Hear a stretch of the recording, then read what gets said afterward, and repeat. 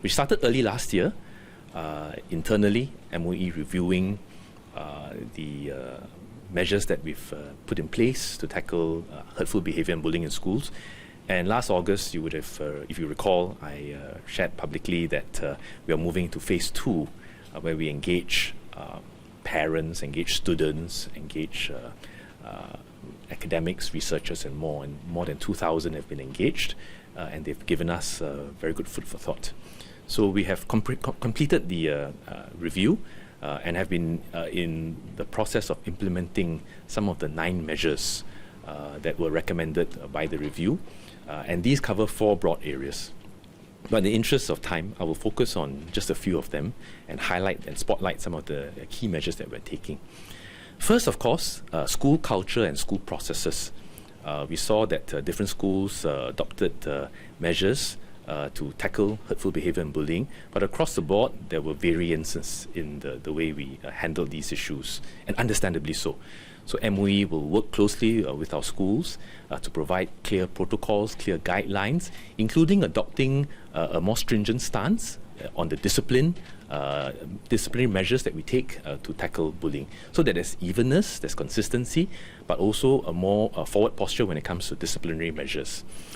We will work closely with our schools to strengthen reporting structures. So, of course, reporting to peer support leaders, to teachers, to school leaders. But from 2027, we'll also have an online platform to allow people to report hurtful behaviour and bullying, and that will provide another avenue for our children to get the help that they need. In addition to this, we also recognize that our educators, our teachers, have many responsibilities in school. And while tackling hurtful behaviour and bullying is an important part and parcel of the educational journey, because children are interacting every day, right? We want to help our teachers to manage not just their teaching, but also the tackling of hurtful behaviour and bullying. And that is why MOE will provide our schools based on their needs and their circumstances, with extra resources that they can deploy to bring in additional support.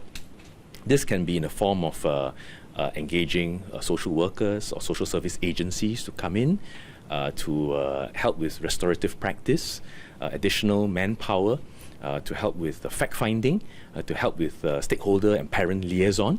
And this will allow our teachers to handle the issue with more support, but also be able to focus on their core mission of teaching in the classroom, teaching outside the classroom, and using these opportunities as teachable moments for our children. So additional resources will depend again on the needs and circumstances of each school, and it will be a conversation that MOE will have with our schools. Of course, whilst taking a more forward stance, strengthening our disciplinary posture, supporting our teachers and schools is important, but at the end of the day, if you think about it, having had conversations with such a wide array of stakeholders and partners, upstream measures are equally, if not more important.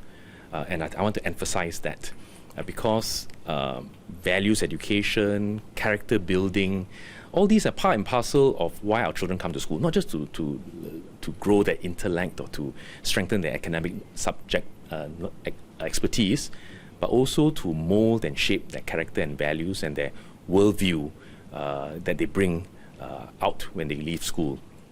And so we will be enhancing further our CC framework and our school educational framework to strengthen through, for example, realistic role play, as well as real-world examples, to enable our children to strengthen their social-emotional learning, empathy, communication, interrelational skills, cross-cultural communication, resilience, upstanding behaviour. These are the things that we want to do upstream for our whole school, for all our children, as they, pick up an understanding of perspective taking, to understand the impact of their behavior on people around them, their friends, their classmates, their family, their teachers. So through all of this, we feel that it will help also to empower our students to mold and shape the school that they'd like to see, together with our school leaders and our teachers and parents. So we will also be providing age-appropriate training to our peer support leaders, help them to also play a part alongside our teachers and school leaders to shape school culture, a culture of respect, of mutual communication, of empathy and understanding, a kind, caring environment that all of us as parents, as members of the public want to see in all our schools. And so they will then take the lead in looking out for friends and classmates who may be isolated, who may have a bit more difficulty fitting in. It will then allow a stronger partnership between the teachers and the students to be able to see more upstanding behaviour, to see our teachers alerted early about problems before they spill over. And I think that will allow our students also to recognize that in dealing with this issue, they also have agency, they also can take responsibility. Children all the way to adolescents in our schools, some 300 over schools, interacting every day, formal interactions, classroom interactions, informal interactions, interactions outside school, between one another and between them and their teachers. And there will bound to be incidents that happen from time to time because of the sheer number of interactions.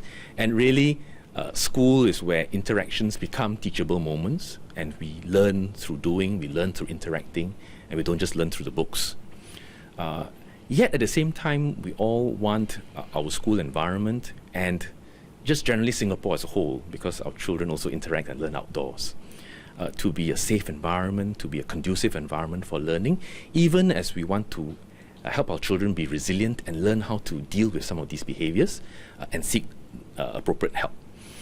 And that is why there was strong consensus in the different dialogue sessions that everyone has a part to play in creating that kind of environment and in creating that kind of society where our children can learn safely, grow safely, experience life and grow along the way. So the school-home partnership has always been an important emphasis for the Ministry of Education. Our schools spend a lot of time building up social capital with our important stakeholders who are parents and family members. And in fact, the whole of society has a part to play. And so groups like the Singapore Kindness Movement, Centre for Fathering, and many other organizations focus on kindness, culture building, are important stakeholders. So the school-home partnership enables social capital to be built.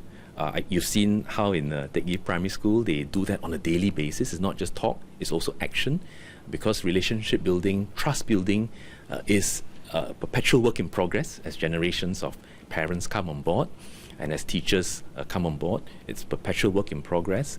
It's a culture where teachers and parents are on the same side, all wanting to support our children.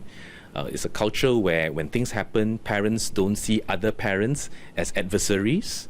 They don't see their classmates' children or the perpetrators of hurtful behavior as adversaries to be dealt with in a vindictive way, but rather that they all see that, well, children are children.